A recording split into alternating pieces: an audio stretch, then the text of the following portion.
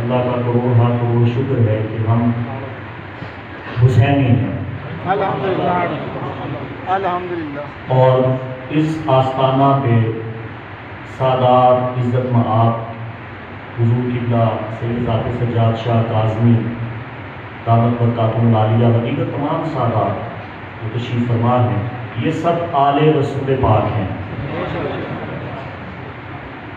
جب کسی کے ہاں کوئی فوتیدگی ہو جاتی ہے نا تو ہم ان کے گھر تعزیت کرنے کے لیے جاتے ہیں۔ غم حسین منانا تو سنت انبیاء ہے، سنت محمد مصطفیٰ ہے، لیکن اس غم کی قیمت دگنی ہو گئی، چوگنی ہو گئی جب ہم سادات کی خدمت میں حاضر ہو گئے۔ ابھی مقصود بھٹی صاحب بیٹھے ہیں، آپ کی خدمت میں ایک فقرہ عرض کرنا چاہتا ہوں۔ میں نے آپ کو دیکھا تو میرے ذہن میں آیا، جب فوتگی ہو جاتی ہے، آپ بھی جاتے ہیں، میں بھی جاتا ہوں، ہم دیکھتے ہیں معاشرے میں فوتگیوں کے گھر میں جا کے اگر 1000 بندہ بھی ہوگا نا تو سارے نہیں رو رہے ہوتے، 10-12 بندے زیادہ رو رہے ہوتے ہیں۔ تو جو اجنبی ہوتے ہیں وہ پوچھتے ہیں یہ جو رو رہے ہیں ان کا کیا لگتا تھا، یہ جو رو رہے ہیں نا ان کا رشتہ کیا تھا؟ تو بات یہ ہے روتا وہ ہے جس کا رشتہ ہو، روتا وہ ہے جس کا تعلق ہو۔ میں یہاں بیٹھا تھا، مجھے غم حسین کی قسم مجھے اس بات کا اطمینان تھا کہ ہم اہل سنت ہیں اور ہم ادب والے ہیں۔ یہ ضروری نہیں کہ رونے کے لیے بدتمیزی کی جائے، یہ ضروری نہیں کہ رونے کے لیے من گھڑت واقعات بیان کیے جائیں، یہ ضروری نہیں کہ رونے کے لیے آل محمد کی عزتوں کو اچھالا جائے۔ رونے کے لیے صرف اتنا کہنا ہی کافی ہے کہ یہ جو یزید کے دربار میں کھڑے ہیں یہ ہیں کون؟ صرف رونے کے لیے اتنا ہی کہہ دینا کافی، رونے کے لیے صرف لفظ حسین کہہ دینا بھی کافی۔ آپ سب لوگ ماشاءاللہ گریہ کر رہے ہیں، یقین کیجئے میرا ایمان کہتا ہے، میرا وجدان کہتا ہے، فرشتے بارگاہ رسالت میں جا کے پوچھیں گے یا رسول اللہ پوری دنیا میں جہاں جہاں ذکر حسین ہو رہا ہے لوگ حسین کی یاد میں آنسو بہا رہے ہیں، دربار خانہ ہادی شریف سے بھی اور پوری دنیا سے۔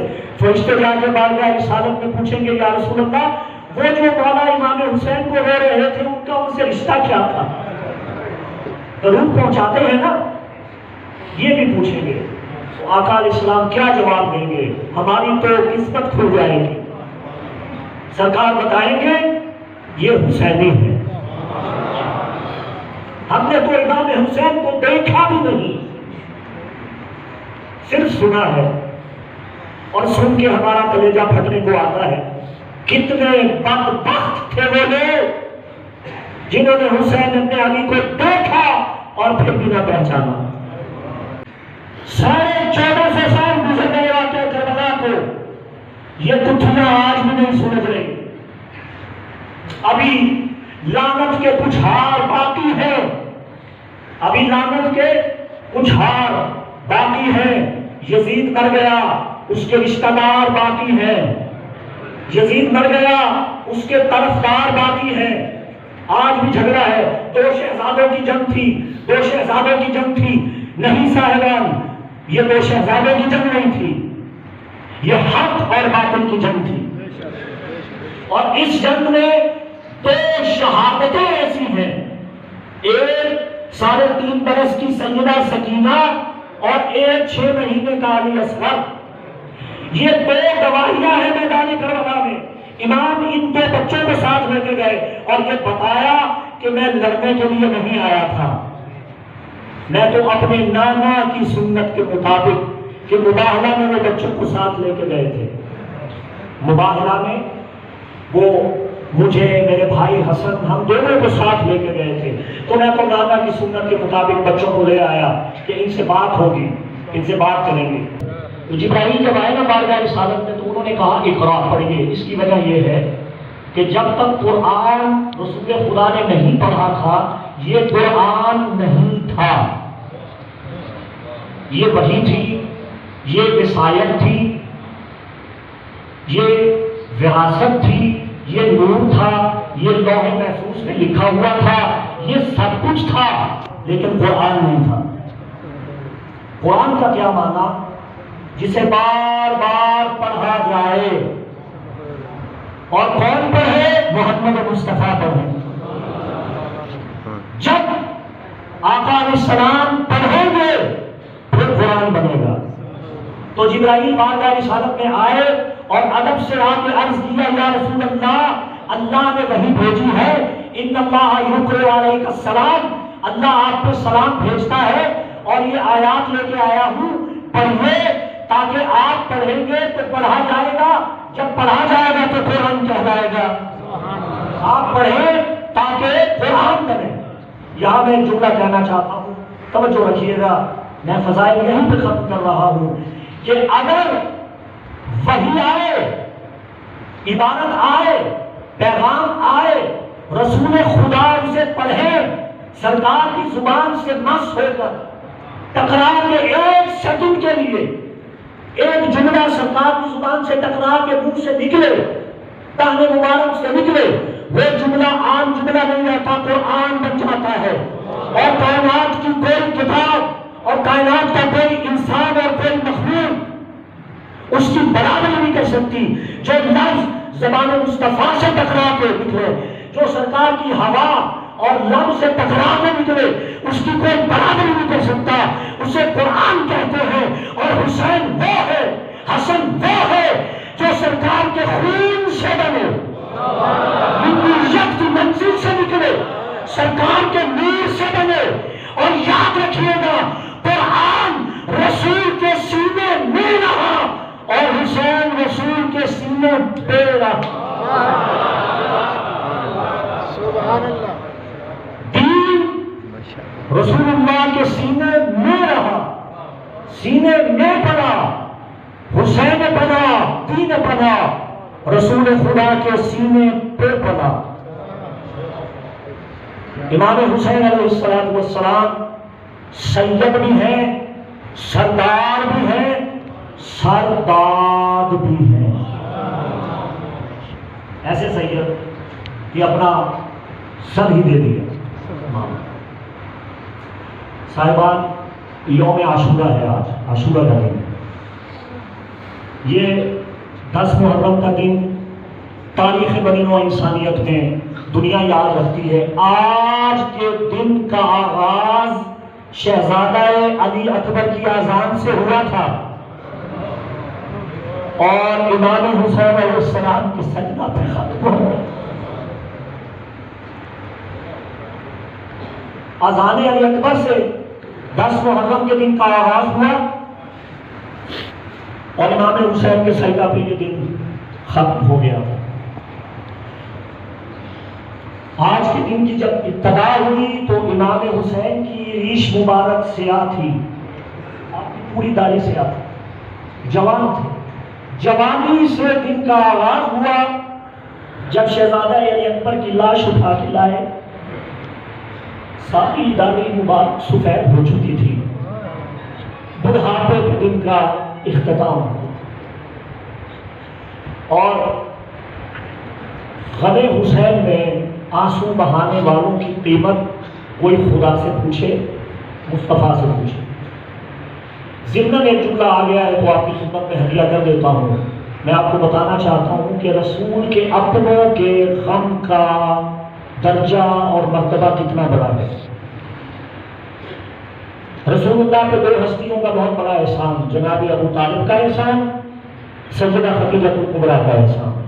اور ان دونوں نے اسلام کے آنے سے پہلے رسول اللہ کی مدد کی، رسول اللہ پہ ایمان لائے. دونوں کی وفات ہو گئی. رسول اللہ نے کہا عام الحزن، یہ سارا سال غم کا سال ہے. مولوی جی تو ہمیں 10 دن نہیں ہونے دیتا. رسول خدا نے فرمایا یہ سارا سال غم کا سال ہے، عام الحزن، غم کا سال. تو اللہ نے دیکھا کہ میرا محبوب رنجیدہ ہے، بہت پریشان ہے، تو اللہ نے ارشاد فرمایا حبیب تجھے معراج پہ بلا لیتا ہوں تاکہ تیری سیر ہو جائے گی، تیرا غم کم ہو جائے گا۔ صاحبان توجہ رکھیے، رسول ابو طالب اور خدیجہ الکبریٰ کا غم منا رہے تھے، اللہ نے کہا غم کم کرنے کے لیے معراج کرا دیتے ہیں۔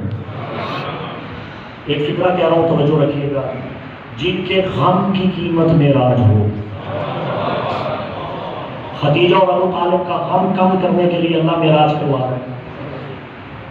وہ تو اپنے گھر میں باطمینان بستر پہ بقضائے الہی سے وفات پا گئے، اور رسول خدا نے سارا سال غم منایا، معراج پہ گئے تب جا کے غم کم ہوا، تحفہ کوثر لائے، نماز لائے، ان کی یاد میں لائے، ٹھیک ہے نا۔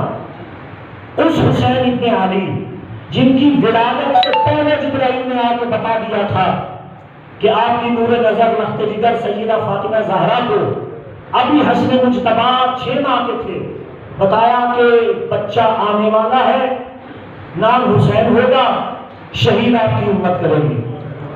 اس گھر میں کیا خوشی ہوگی، امام حسین کا نام سن کے سیدہ روتی تھی، جب امام حسین کی ولادت ہوئی سیدہ روتی تھی، پہلے سے علم تھا، امام حسین پلے پڑھے پروان چڑھے سبھی رویا کرتے تھے، سبھی جانتے تھے، اور میدان کربلا میں جب آپ آئے ہیں آپ کو سب علم تھا، آپ جانتے تھے کہ یہاں مجھے ذبح کیا جائے، یہ میرا مقتل ہے، یہ میرا جائے شہادت ہے۔ آپ جنگ کرنے کے لیے نہیں آئے تھے، بس میں ختم کر رہا ہوں اپنی بات کو، آپ نے لڑائی نہیں چاہی، جھگڑا نہیں چاہا، پچھلے 60 سے حتی الامکان یہی کہتے رہے کہ مذاکرات کرے اور بات کسی کنارے لگا دو، لیکن ابن سعد کسی بات پہ نہیں آیا۔ اس نے کہا کہ ہم آپ سے جنگ کریں گے، امام نے 3 شرائط اس کے سامنے رکھی، مگر وہ ایسا خبیث تھا، اس نے ایک شرط بھی نہیں مانی۔ امام نے کہا بعض روایتوں میں مجھے ترکی جانے دو، قسطنطنیہ میں جہاد کروں گا، امام نے فرمایا مجھے ہندوستان جانے دو، امام نے فرمایا مجھے واپس اپنے نانا کے وطن جانے دو، یا مجھے گرفتار کر کے لیے یزید کے پاس لے جاؤ۔ لیکن پچھلے ساتھ نے کوئی بات نہیں مانی، کچھ نہیں مانا، بلکہ اس خبیث نے امام سے کہا کہ آپ میری بیعت کریں۔ اس حسین ابن علی سے کہا جا رہا ہے جن کا ہاتھ رسول خدا کا ہاتھ۔ دیکھیے یہ سید تشریف فرما ہے، آپ مریدین ہیں، جب آپ اپنے پیر و مرشد سید کے ہاتھ پہ اپنا ہاتھ رکھتے ہیں نا تو یہ ان کا ہاتھ نہیں ہوتا، یہ رسول خدا کا ہاتھ ہوتا ہے۔ یَدُ اللَّهِ فَوْقَ أَيْدِيهِمْ، اللہ کا ہاتھ ہے ان کے ہاتھوں پر۔ یہ ایک سلسلہ ہے، یہ ایک لڑی ہے، یہ پورا شجرہ طیبہ ہے۔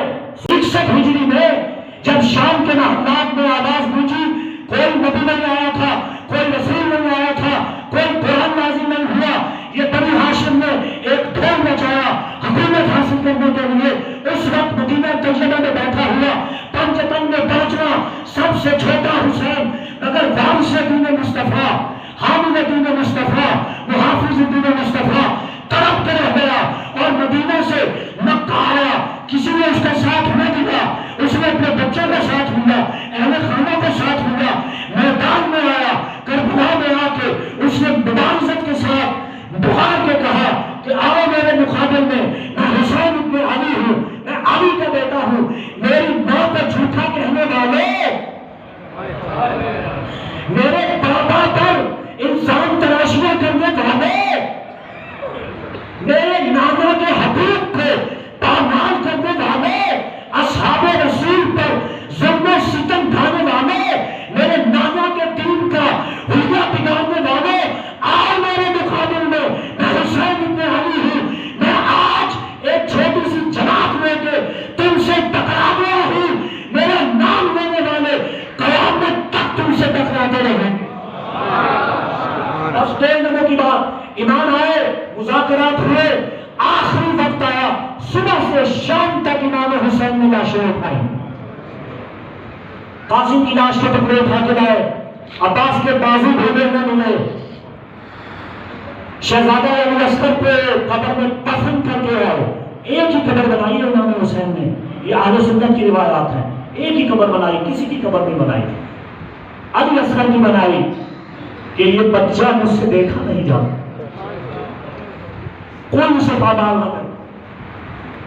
علی اکبر شہید ہو گئے, اول محمد شہید ہو گئے, انصار حسین شہید ہو گئے, اصحاب رسول شہید ہو گئے, خزیر شہید, زہیر کلی سب شہید ہو گئے, عروہ بن حامی, حبیب بن مظاہر سب شہید. امام نے ظہر کی نماز باجماعت پڑھی. 22 شہداء ہیں. اولاد عقیل, اولاد مسلم, حضرت عباس کے بھائی بنی ہاشم سب شہید. تنہا رہ گئے امام حسین. میں نے کہا نا ہم ادب والے. رونے کے لیے اتنا ہی کہنا کافی نہیں ہے. امام حسین خیموں سے جب نکلے ہیں نا, ساری بیبیاں مقدسات مخدرات عصمت و طہارت یوں قطاریں بنا کے کھڑی ہو گئی.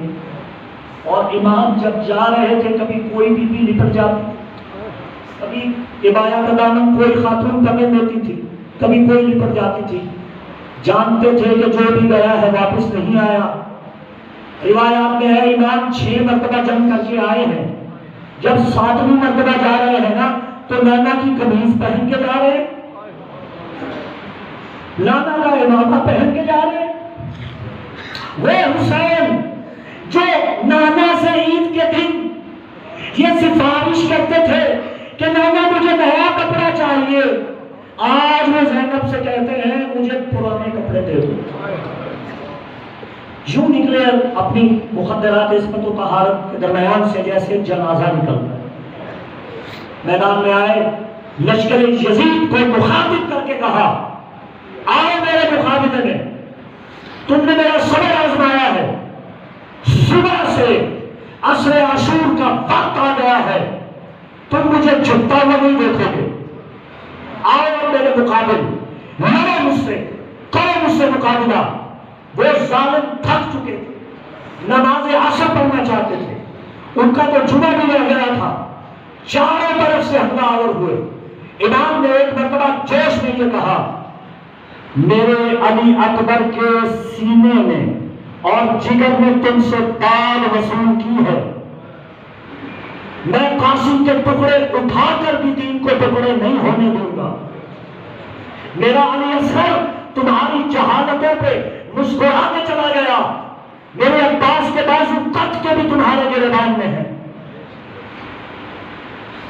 مقابلہ کیا بلا تشبیہ, ضربیں لگی, نیزے لگے, تیر لگے, تلواریں لگی, امام زمین پہ آئے, گر گئے.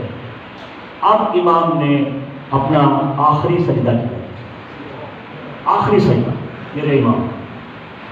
اس میں صرف ایک بار, عیسیٰ چوتھے آسمان پہ زندہ ہے, 12ویں کا مقتدی ہے. بس یہ جملہ پکڑ لیں آپ, ساری بات سمجھ میں آ جائے گی. 12ویں کا مقتدی ہے عیسیٰ ابن مریم, چوتھے آسمان پہ زندہ, 2021 سال ہو گئے, عیسوی سن ہے, عیسیٰ کے نام سے ہے, چوتھے آسمان پہ زندہ. عیسیٰ نے کبھی پخانہ کیا نہیں, پیشاب کیا نہیں, وضو ٹوٹا نہیں. کیوں؟ وہ عیسیٰ ہے. وہ کیا ہے؟ عیسیٰ. وہ نماز کس کے پیچھے پڑھے گا؟ 12ویں مہدی کے پیچھے. بخاری شریف میں لکھا ہے وہ پہلی صاحب مجھے اتنا بتا دے جس کے مقتدی اتنے پاک ہو, جس کے 12ویں کے مقتدی اتنے پاک ہو, اس کا تیسرا کتنا پاک ہوگا.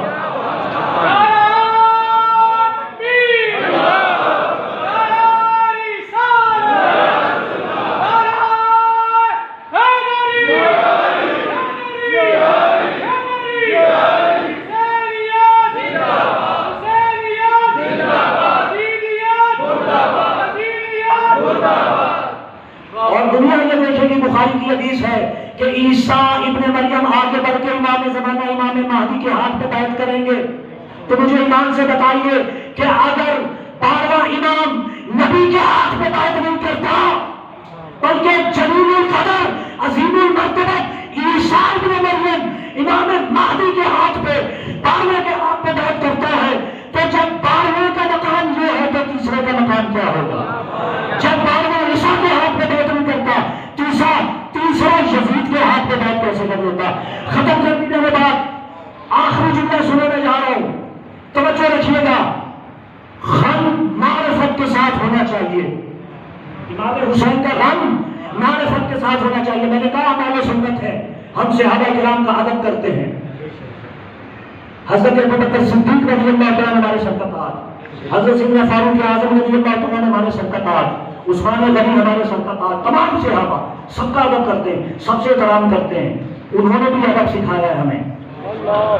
ٹھیک ہے، بس یہ آخری بات کر رہا ہوں، ختم کر رہا ہوں میں.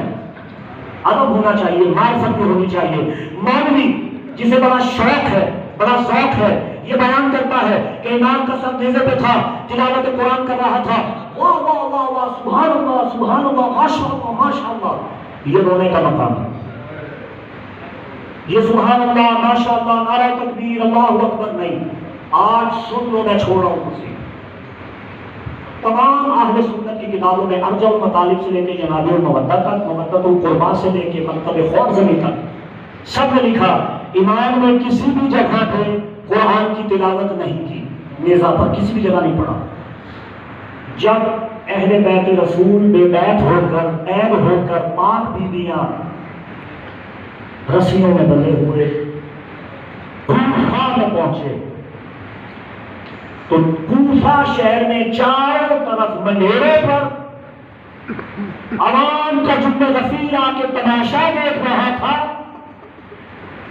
پاک بیویوں کی بے پردگی ہو رہی تھی.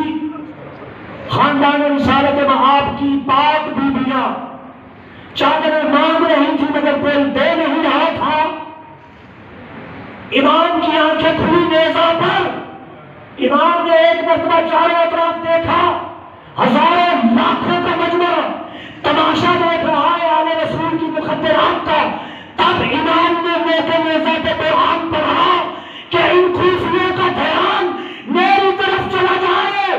آل رسول کی بچیوں، ماں، بہنوں، بیٹیوں کا پردہ سلامت رہے. یہ شان کا مقام نہیں ہے، یہ رونے کا مقام ہے. اللہ سے دعا ہے کہ وہ ہمیں کربلا کو سمجھنے کی توفیق دے. اور یہ قبلہ شیخ الاسلام علامہ پروفیسر ڈاکٹر طاہر القادری صاحب کا بہت بڑا کارنامہ ہے کہ انہوں نے نظام المدارس جو نظام بنایا ہے، تعلیمی بورڈ بنایا ہے، اس میں واقعہ کربلا کو لازمی قرار دے دیا ہے. اور وہ تمام کتابیں جو محبت اہل بیت کی طرف لے جاتی ہیں وہ اس نصاب میں لازمی قرار دی ہیں. اللہ سے دعا ہے کہ وہ ہمیں محمد، اہل بیت محمد صلی اللہ علیہ وسلم کی محبت نصیب فرمائے، صحابہ کرام کا ادب نصیب فرمائے اور مسلک حقہ جماعت اہل سنت سے وابستگی نصیب فرمائے. آمین. وما علینا الا البلاغ.